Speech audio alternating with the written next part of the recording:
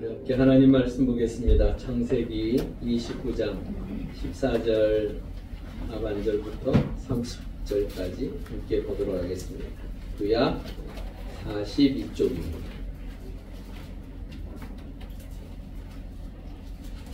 창세기 29장 14절 하반절부터 30절까지 우리 함께 교도하시겠습니다.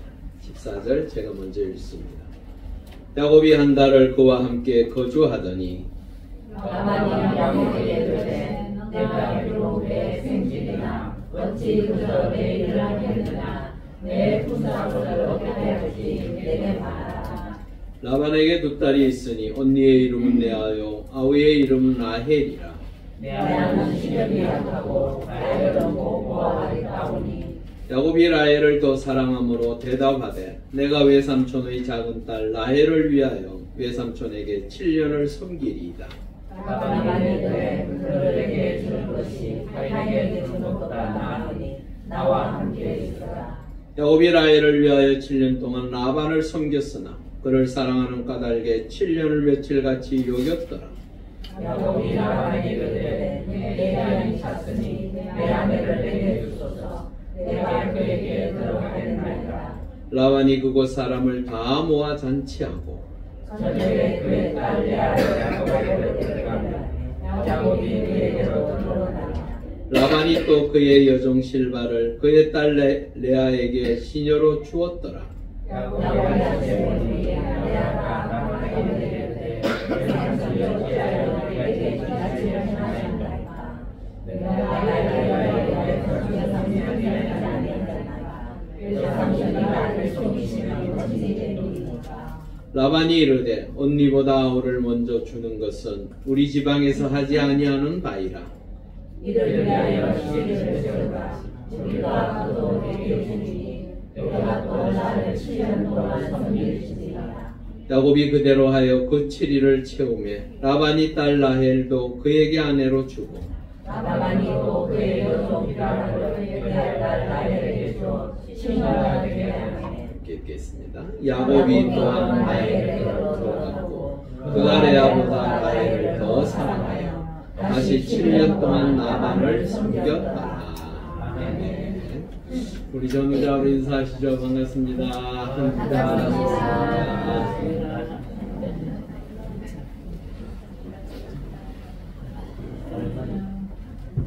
오늘 저녁부터 굉장히 추워진답니다. 내일 아침에는 0도까지 떨어진다고 하니까 약간 이제 초겨울, 겨울이 시작되는 것 같습니다. 이거 가을이 굉장히 지금 따뜻하다고 하죠. 서울은 뭐 24도까지도 했다는데 그래도 가을은 가을이더라고. 나뭇잎 떨어지는 거 보셨습니까? 참 그거 청소 어떻게 할지 그것도 걱정이더라. 근데 그건 그냥 돼도 내버려 두면 될 것 같아. 여러분, 트럼프 대통령 우리가 이번에 당선되면서 우리나라가 지금 걱정이 많습니다. 트럼프 대통령이 들려지는 그 이야기들 이래 들어보면 좀 대통령으로서는 이게 품격이 좀 떨어지는 일들을 많이 했어요. 그리고 세상 여러 가지 일들 속에서 특히나 여자 문제가 굉장히 복잡한 사람이었어요. 우리가 생각해 볼 때에 저런 사람이 어떻게 대통령이 될까 하는 생각이 있는데 또 다른 면도 있더라고요. 지금 그 부인이 세 번째 부인이잖아요. 세 번째 부인의 낳은 아들이 베론인가 그래요. 근데 그 아들이 4살, 5살 때에 그 아버지가 그 집무실에서 아이를 향해서 부탁도 아니고 좀 이렇게 강경한 어조로 그 아이를 교육하는 게 동영상이 있습니다. 그 방송에 나왔어요. 근데 여러분 그 트럼프 대통령은요 술을 입에 한 모금도 되지 않습니다. 대단하지 않습니까? 원래 안 먹는 게 아니고 그 형이요 알코올 중독으로 죽었습니다. 그래서 자신은 절대로 술 먹지 않겠다고 한 이유로 만찬 같은 데에서도 그 양반이 또 콜라는 엄청 좋아해요. 그래서 콜라는 달고 다녀요. 근데 그 만찬장에서도 콜라를 먹었어요. 그 술이라는 것이 얼마나 좋지 않다라는 것을 그는 뼈저리게 느낀 사람이에요. 그래서 그 아들을 향해서 이야기하기를 4가지를 이야기했어요. 첫째, 술 먹지 말라. 두 번째, 담배 피지 마라. 세 번째, 마약하지 마라. 네 번째, 뭘까요?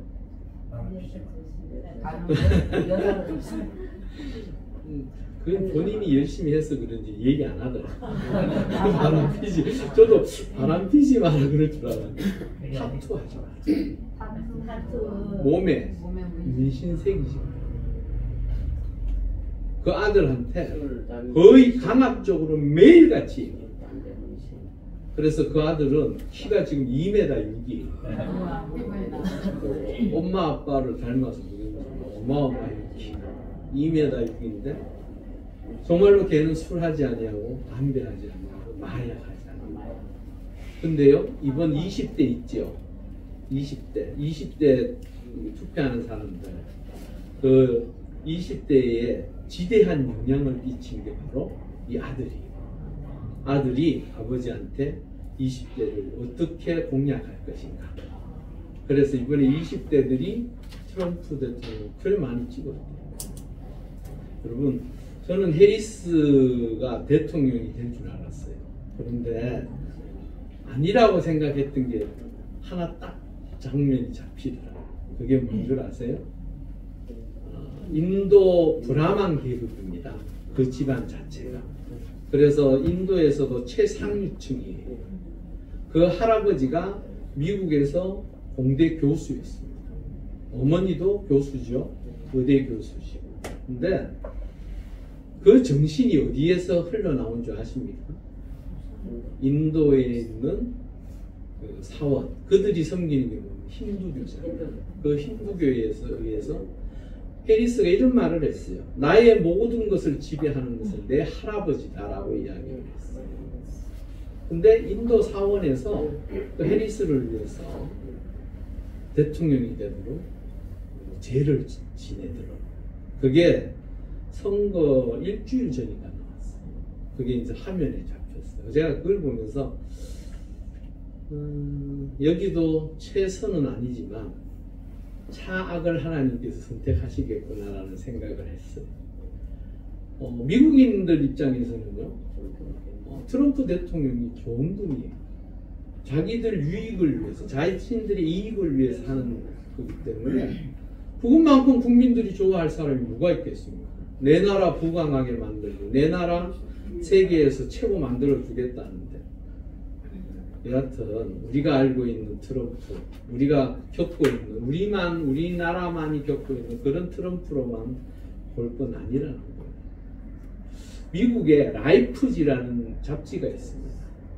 그 잡지에 한 기자가 글을 올렸어요. 그 글을 올렸는데 자기가 놀라운 광경을 보고 참으로 사랑이란 무엇인가 그 이야기를 올렸습니다. 어떤 노부부가 자신이 차를 타려고 이렇게 서 있는데 뒤에 마침 커피점에 비스켓, 우리가 말하는 비스켓은 뭐 요만한 거 이야기 그런 게 아니고 미국에서 파는 비스켓은 좀 커요. 두껍고. 근데 그 노부부가 보니까 행색이 초라하더라는 거예요.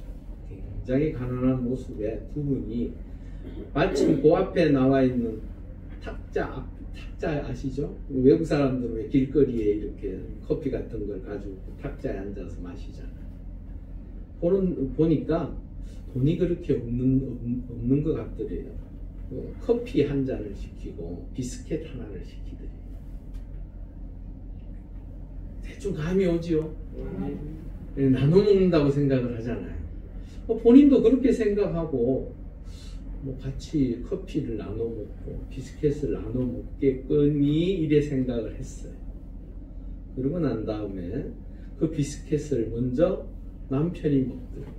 그리고 아내는 그 커피 한 잔을 커피를 마시는데 다음 순간에 놀라운 광경이 벌어집니다.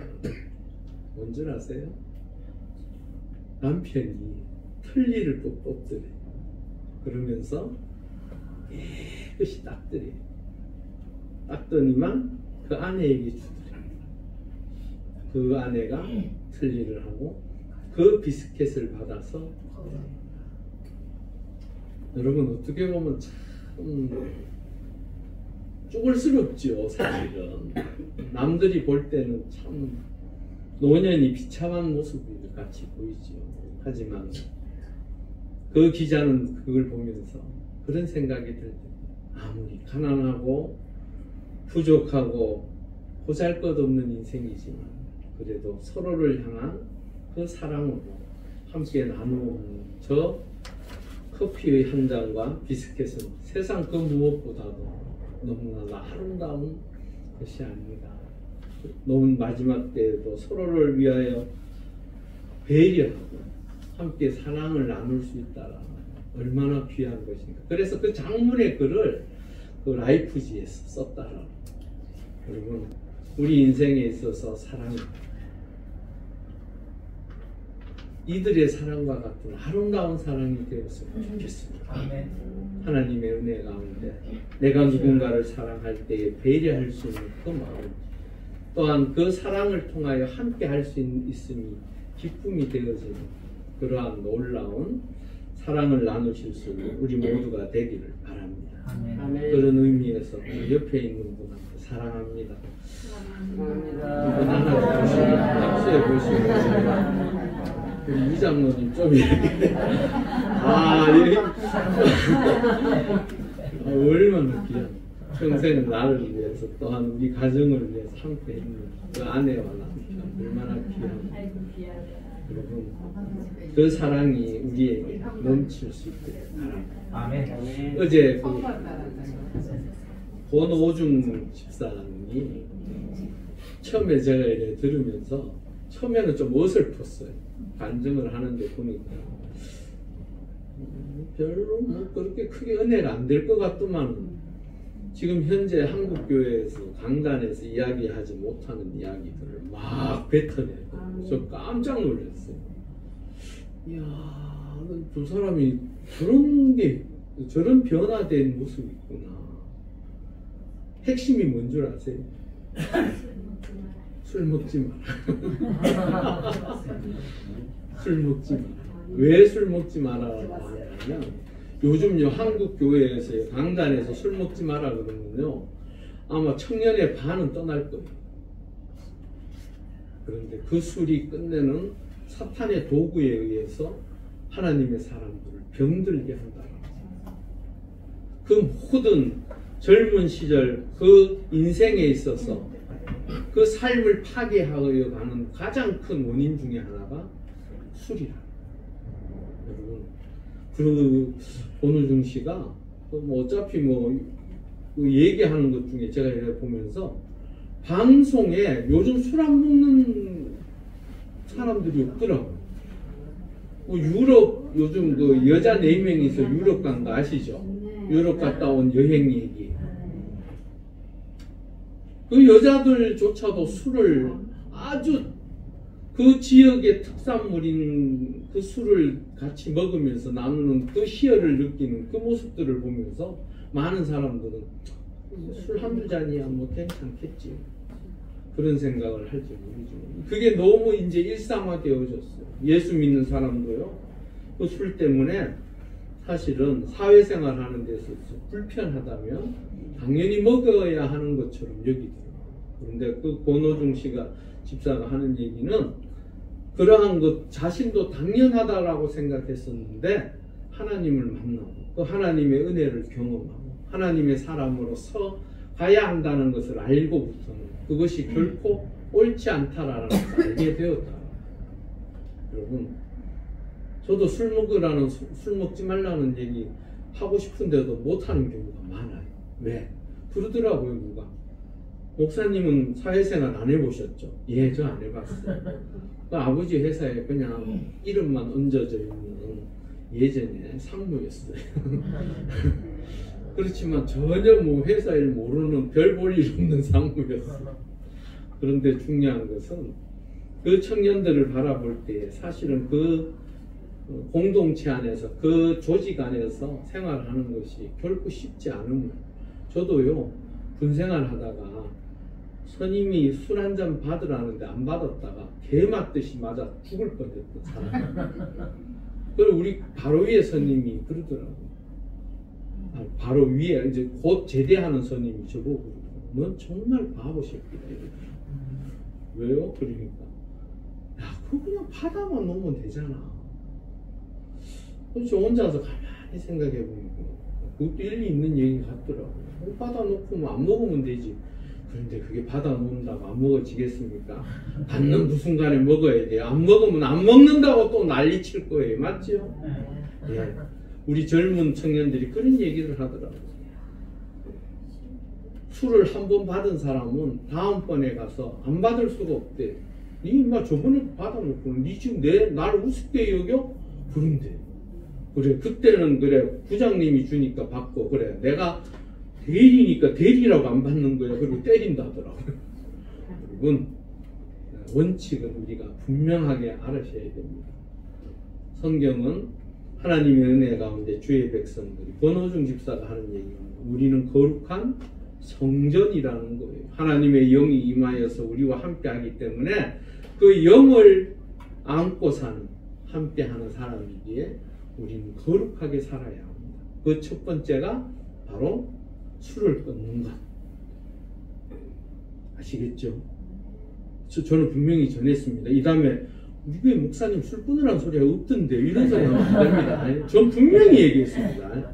다음에 분명히 얘기했으니까 천국 가서들 괜히 변명하지 마시고 하나님 은혜 가운데 건강한 모습으로 여러분들도 이 세상 살면서 술이요 우리가 왜 그런 얘기 하잖아요. 저 포도주 한 잔 정도는 먹어도 괜찮다라고 의학적으로 얘기하다가 요즘 완전히 논문이 바뀌었습니다. 단 한 잔의 술도 우리에게 결코 이로운 건 한 잔도 없어요. 그거 분명히 아시고 하나님의 은혜 가운데 우리 살아봐야 얼마 살겠습니까? 하나님 은혜 가운데 이 땅에서 건강한 모습으로 살다가 기쁨으로 하늘나라에 가서 아유 목사님 오셨습니까? 아유 우리 집사님 오셨네, 장로님 오셨네 이래야지. 아니 장로님 어디 가셨대? 아니 집사님 어디 가셨대? 이래서도 안 되잖아요. 맞죠? 우리 모두가 천국에 가는 그날까지 내 스스로가 믿음 안에서 바른 길을 걸어가도록 힘쓰실 수 있기를 바랍니다. 그게 우리가 여기인데요. 여기 지금 나오는 분들요 얘기들요. 저는요 이번 다니엘 기도회를 제가 3년째 하고 있잖아요. 우리 3년째 하고 있는데 솔직히 말해서 한 2년 동안에는 왜 해야 하는가 고민스럽고 아이고 별거 없네 이런 생각도 들었는데 올해는 얼마나 은혜가 되는지 두 사람 빼놓고는 다 은혜가 돼요. 다라고는 좀 못하겠어요. 두 사람 빼놓고는 정말로 제 스스로가 감동이 되더라고요. 하나님의 은혜 가운데 이 사람들이 걸어왔고 그 모습이 우리 삶에도 있기를 바랍니다. 그분들이 변화되어지고 새로워지고 하나님의 은혜로 하나님께서 허락하신 그 생명의 날수를 기쁨으로 감사로 살 수 있다고 한다면 그것만큼 귀한 것이 어디 있겠습니까? 여러분들의 삶의 자리에서도 이제 며칠 남지 않았습니다. 여기 그 목사님 한 분이 오늘 저녁에 하시는 분이 굉장히 지금 아프시다 그러더라고요. 괜찮으셔야 될 것 같은데 여하튼 목사님은 목사님대로 또한 일반 평신도는 평신도대로 또한 나름의 자신들의 위치에 있는 사람들이 내가 얼마나 부족하고 연약했다가 또한 넘어지고 자빠지고 깨어지고 하나님 품에서 떠나 있다가 다시 돌아왔는지 또한 전혀 몰랐던 그 하나님을 통하여 변화되어지고 기적 같은 일을 경험했는지 그 이야기들을 뱉어내고 있더라고요. 제가 그걸 보면서 우리도 또 뭐 내 얘기하잖아요. 기적의 주인공이 되시는 여러분들이 되었으면 좋겠습니다. 여러분 하나님께서요 나도 모르게 내 일들을 열어가시면 그것만큼 귀하고 복된 것이 어디 있습니까? 내 마음 속에 하나님을 향한 신실하고 진실한 그 마음을 가지고 사는데 그분이 도와주시고 그분이 열어주시고 그분이 풀어가시면 그것만큼 귀한 것이 어디 있습니까? 권호중 집사도 보니까 3년간 철저하게 회개하고 바르게 쓰니까 그 모든 것들이 기적같이 길이 열려가더라고. 이 김유비닷컴인가 하는 목사님도 얘기 들어보면 참 기적같은 삶을 살고 있더라고. 제가 이래 보면서 그 어릴 때 그 아버지로부터 늘 두들겨 맞고 그 고통스러운 나날들이 끝내는 그 인생에 있어서 하나님을 만나고 나니까 그 하나님께서 기적같이 그의 삶을 열어가시잖아요. 우리의 삶의 자리에 문제 있고 걱정되고 불안하고 고민되는 거 있습니다. 하나님 앞에 맡기시고 제가 늘 이야기하는 전지전능하신 그 하나님, 그 하나님을 만나서 내 인생이 활짝 펼 수 있기를 바랍니다. 여러분 인생이 피면요, 여러분 자녀들의 인생도 펴지는 거예요. 여러분들의 자녀들이 잘 되기를 원하시죠? 그거 싫어하는 사람이 어디 있습니까? 내 평생에 마지막 내 자녀들이 복되고 내 자녀들이 형통하고 내 자녀들이 이 땅에서 기쁨으로 살 수 있다면 그것만큼 귀한 것이 어디 있겠습니까? 여러분들이 바로 설 때에 하나님의 은혜가 우리의 삶을 통하여 나타나고 이루어질 줄 믿습니다. 아멘. 그냥 아멘만 하지 마시고요. 정말로 오늘부터 하나씩 한번 해보십시다. 그러면 돼요. 특히나 그 모든 기준이 무엇이었습니까? 말씀이에요. 성경이에요. 성경을 붙잡고 사는 인생 하나님께서 복 주십니다. 그래서 하루에 한 절이라도 꼭 읽으시고 그 말씀이 나에게 능력이 되어서 나를 이끌어갈 수 있도록 하는 것. 하나님의 말씀은 곧 힘이요 능력이요 권능이요 하나님께서 우리와 함께 하시는 증거입니다. 그러기에 그 말씀을 늘 읽으셨습니다. 아니 목사님 내년부터 할게요. 내년부터 이제 결단하고 해볼게요. 아니요 지금부터 해보세요. 지금부터. 자 말씀 들어가겠습니다. 오늘 내용은요 사실은 야곱이 이제 그 삼촌 라반의 집에 와서 생활하면서 한 달 정도 생활을 했어요. 한 달 정도 생활하다 보니까 안 그래도 좋은데 그가 그렇게 열심히 할 수 있었던 것은 어디에 있었을까? 어쩌면 나엘이라는 그 여인 눈에 넣어도 아프지 않을 만큼 뭘 줘도 아깝지 않은 그 여인을 바라보면서 한 달을 사는데 여러분 사랑하면 열정이 생기고 힘이 생깁니다. 그리고 부지런해집니다. 그게 바로 사랑하는 자들의 모습이더라고요. 제 딸내미가 누구하고 사랑을 하는 것 같더라고요. 그놈의 전화를 무슨 달고 살아. 뭐 이래 우리끼리 이래 저녁에 이래 만나서 뭘 먹고 하는데 뭐 갑자기 사라졌어. 먹는 걸 그렇게도 좋아하는 놈이 없어졌어. 보면 저 지방에 들어가 전화하고 있어. 이야, 참 사람을 저렇게도 변화시키는구나.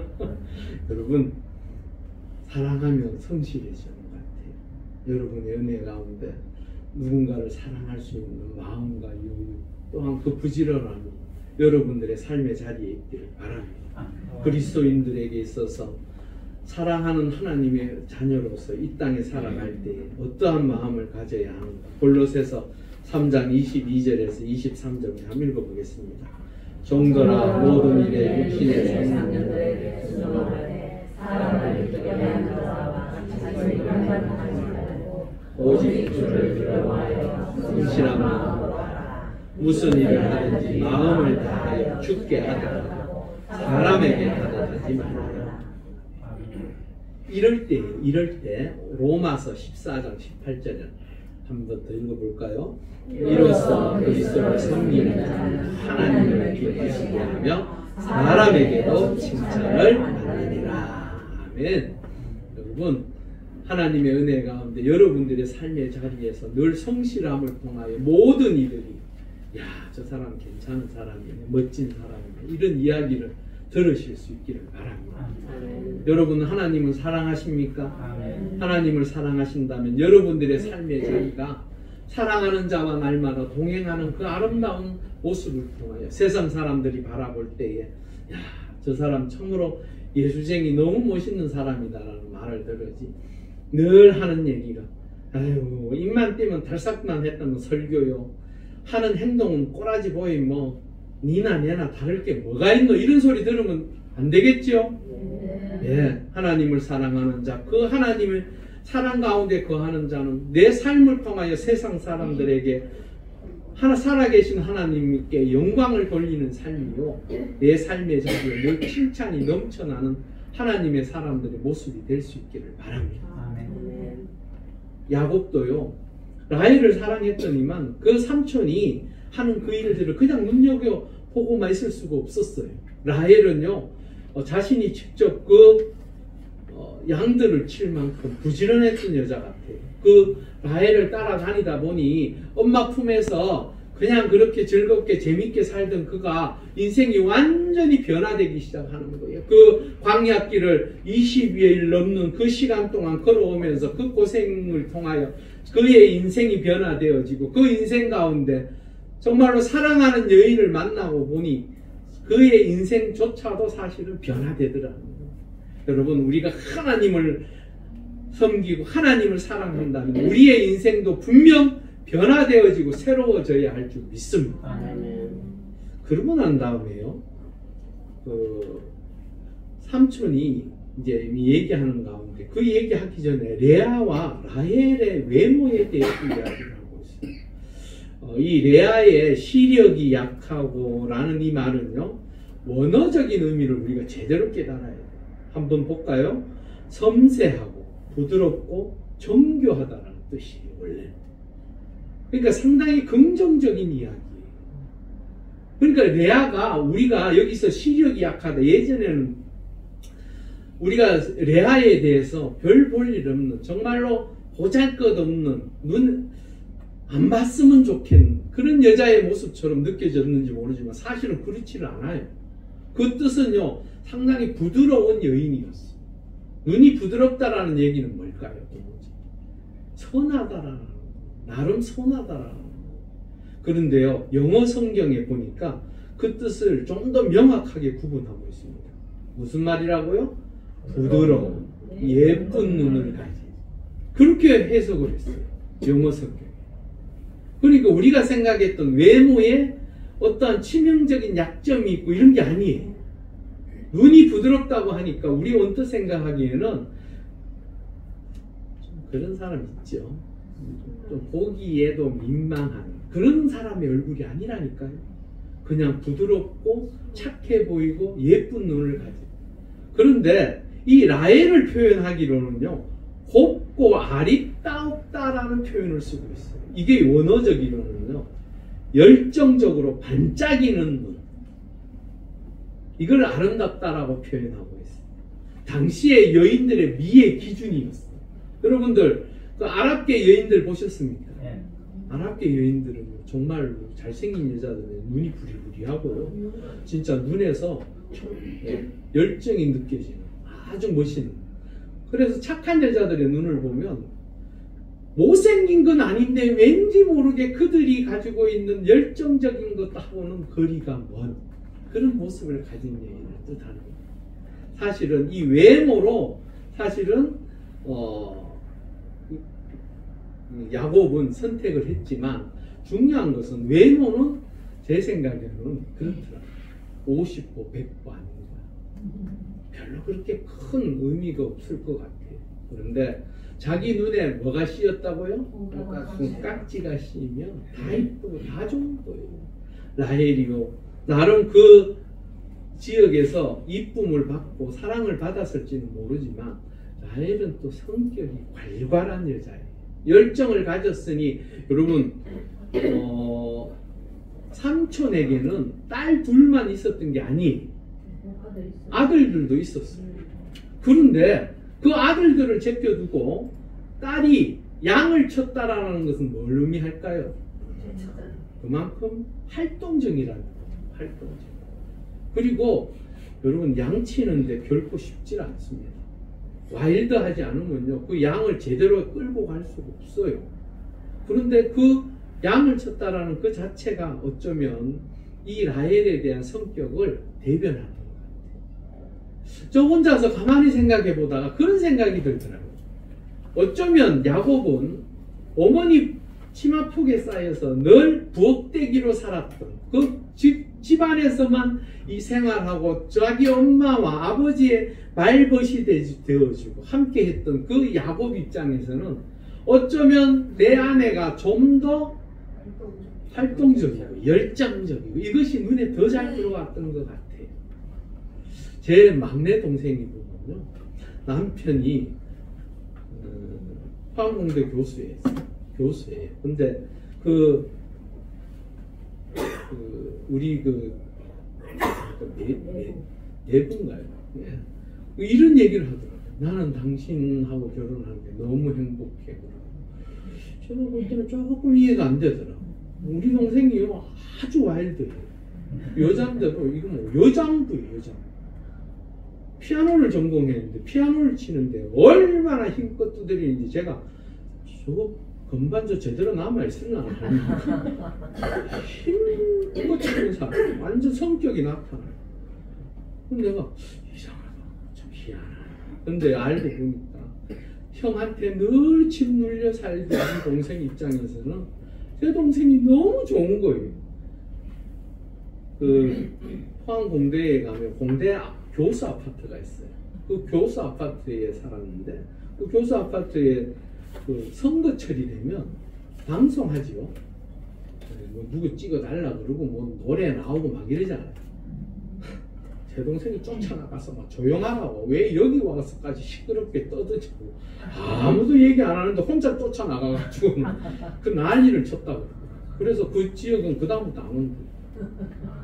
교수들은 연구하고 늦게까지 있다가 집에 들어오잖아요. 그리고 늦게 자고 이러니까 아침에 그 방송하는 거 별로 안 좋아. 그리고 형님 우리 집사람은 그런 사람이라 그걸 그래 좋아하더라고요. 어쩌면 야곱도요, 자신이 형 밑에서 형은 와일드하고 거칠었던 그 형 밑에서 동생으로서 산다는 게 결코 쉽지 않았을 것 같아요. 그랬는데 그 눈에 들어오는 그 라헬의 모습은 어쩌면 자신이 그렇게도 원했던 여인의 모습이 아니었을까. 그렇게 해서 결혼을 하게 되는 과정이 오늘 내용. 그런데 우리가 중요하게 생각해야 할 것은 우리가 하나님의 자녀로서 이 땅에 살 때에 우리의 외모를 통하여 무엇인가를 할 수 있으면 착각이에요. 하나님을 섬기는 하나님의 자녀들이 사람을 대할 때 어떻게 해야 하는가. 3원 31장 30절을 한번 읽어보겠습니다. 고운 것도 거짓되고 아름다운 것도 헛되나 오직 여호와를 경외하는 여자는 칭찬을 받을 것이다. 아멘. 여러분, 결혼해서요 살면요 여자 얼굴은요 3년만 지나면 다 헛것입니다. 별것 없습니다. 남들이 몰라요. 예쁘다 그러고 좋다 그럴지는 모르지만 둘이 사는 데에서는 그렇게 중요치 않아요.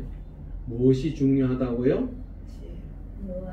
여호와를 경외하는 여자, 즉 남편을 귀하게 여기고 그 남편을 위하여 헌신하고, 또한 남자들도 당연히 그렇게 해야죠. 하지만 그 여자가 많이 할 수 있는 가정에서 역할이 있잖아요. 하나님을 섬기는 자들의 모습은요, 그 가정에서 역할을 하는 것들이 확실히 다른 사람들하고는 달라요. 하나님을 섬기기에 더 열심히, 더 가정이 주 안에서 복되게 세워져 가기를 원하는 그 모습을 가진 자, 그런 이미 결혼들 하셨으니까 사위나 며느리 이런 사람을 기준으로 바라보실 수 있기를 바랍니다.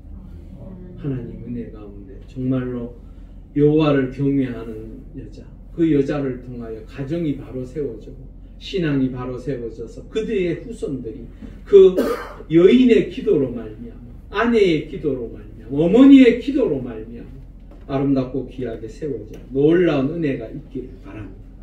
베드로전서 3장 3절에서 4절에 보니까요, 하나님의 사람들이 어떻게 해야 하는가. 너희의 단장은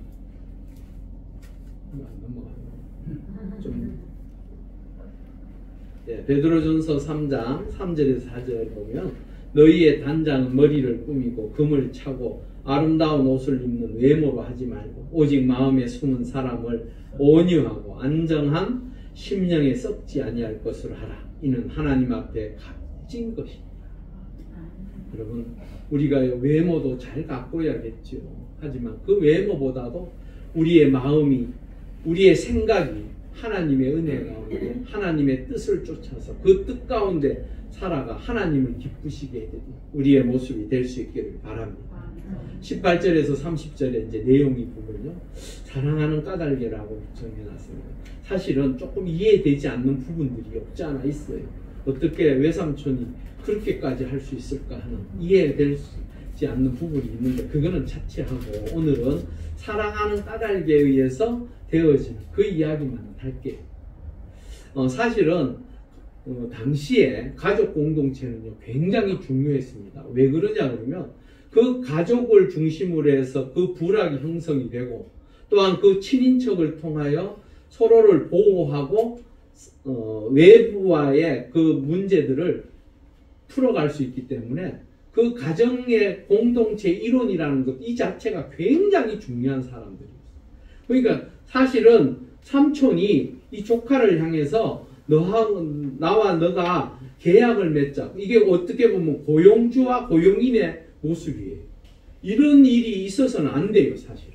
당시에 그 지역에 있었던 그러한 생활 패턴들을 보면 이게 말이 되지 않아요. 굉장히 친인척이라는 것이 중요한 시대에 있어요.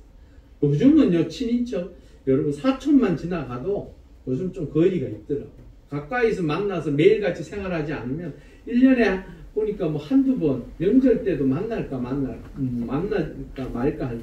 특히나 부모님이 돌아가시면 형제끼리도 잘 못 만나요. 요즘은 또 이민도 가지요. 제 동생 이민 가가지고 미국에 있어. 얼굴은 보이는지 몰라요. 그냥 요즘은 또 동영상 이래가지고 전화하고 해서 그나마 보는 것이지 직접적으로 어떻게 할 수 있는 게 없어요. 그렇지만 그 당시에는 내 가족에 내 형제들이 많다라는 것은 그들에게 있어서 굉장히 중요한 문제였어요. 그런 상황에서 이렇게까지 삼촌이 얘기를 한다는 것은 사실은 잘못된 거예요. 거기에 무엇이 들어있습니까? 바로 삼촌의 관계가 들어있어요. 삼촌이 그러면 안 돼요. 왜 그랬을까? 저 혼자서 곰곰이 생각해 봤어요. 왜 야곱에게 이런 제안을 했을까? 사실은요, 리브가가 누구예요? 야곱의 어머니, 외삼촌의 동생이에요. 여동생을 사실은 데려갈 때 어떻게 했습니까? 늙은 족인, 예? 와서 무엇을 주었습니까?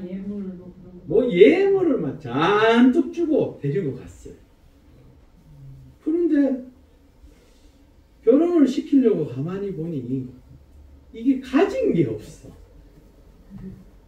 어쩌면 그때 생각을 돌이켜보면서 내가 지금 이걸 결혼을 시켜야 되나 말아야 되나 그런 고민도 없지 않아 했었던 것 같아요. 그래서 그런지요, 7년이라는 계약을 합니다. 사실은 당시에 요걸 먼저 해야겠나. 당시에 신랑이 결혼 지참금을 가져와서 결혼을 할 때 그 목적이 있습니다. 지참금을 받는 이유가 있어요. 그 여자 집에서 받는 이유가 두 가지가 있습니다. 첫 번째, 여인의 오빠나 남동생의 장가에 미쳐요. 왜냐 그러면 오빠나 남동생도 결혼을 해야 되잖아요. 그러면 그 여자 집에 무엇을 줘야 돼요? 지참금을 줘야 돼요. 그러니까 이것을 미리 받아서 그 동생 걸 받아서 이쪽으로 주는 거예요.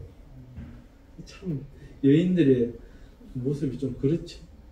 그리고 또 하나는요, 부유한 집에서는 그 여자에게 용돈으로, 그러니까 일종의 결혼 생활하면서 모르게 쓸 수 있는 돈을 주는 거예요. 그래서 그 돈을 통하여 자기가 필요할 때가 있잖아요. 그럴 때 쓸 수 있도록 하기 위해서. 그런데 당시에 결혼 지참금은 대충 은 30에서 40 정도였어요. 한 사람이 한 여인을 아내로 맡기 위해서 지참금을 주는 것이 은 30에서 40이었어요. 은 13개리요, 노동자 1년 임금입니다. 그러면 훨씬 더 많은 시간을 헌신하는 거예요. 그런데도 그 7년을 기쁘게 내가 하겠다라고 누가 얘기하고 있어요? 야곱. 왜 그랬을까요? 사랑하는. 그게 아깝지 않은 거예요. 그 시간이 전혀 힘들고 어렵지 않는 거예요. 내가 저 여인을 얻을 수만 있다면 충분히 그 대가를 치르겠다. 어떻게요? 여러분들은 사랑하면 사랑하는 까닭에 희생하실 수 있습니까?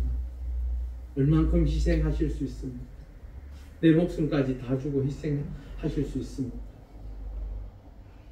삼촌의 그 관계로 말미암아 또다시 7년을 일하게 됐어요.